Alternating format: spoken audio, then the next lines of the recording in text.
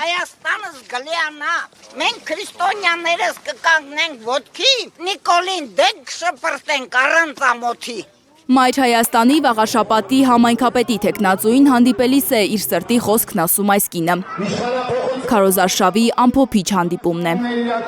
Էջմիածինցիները լսում են Մայր Հայաստան կուսակցության ցուցակի առաջին համար Գրիշա Հարությունյանի նախընտրական խոստումները։ Մեր Մայր Հայաստանի նվազագույն խնդիրը քաղաքացիական պայմանագրին իշխանազրկելն է եւ վաղաշապատում իշխանությանը ստանձնելը։ Քաղաքացին իրեն տուգանքի մատերիալ չի զգալու, եթե կիրակի ճիշտ ընտրություն անի, ասում է նա։ Զվարթնոց թաղամասում Սատանի անիվ կարուսել հատված կա, որը որ վերանորոգելու են եւ դառնալու է շատ լավ ստանդարտներին ժամանակակից, այսպես ասած, հանգստյան վայր, եւ մանկապարտեզները լինելու են անվճար,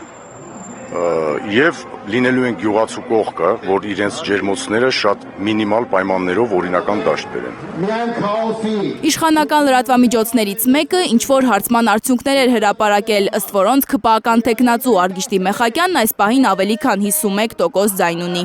Իսկ Մայր Հայաստանի տեխնացուն շուրջ 5%։ Մայր Հայաստան կուսակցության առաջնորդ Անդրանիկ Թևանյանն ասում է, ընտրությունների իրական արդյունքը կիրակի պարզ կդառնա։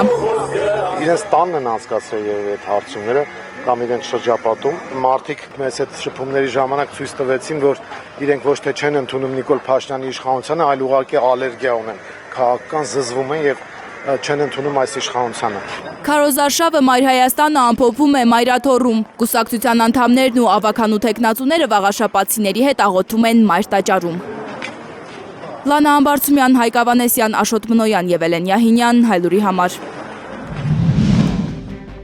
Հայաստանում եւ աշխարհում տեղի ունեցող իրադարձությունների մասին առաջինն իմանալու համար բաժանորդագրվեք մեր ալիքին, սեղմեք զանգակը, որ բաց չթողնեք ամենահրատապը, ամենակարևորն ու հետաքրքիրը։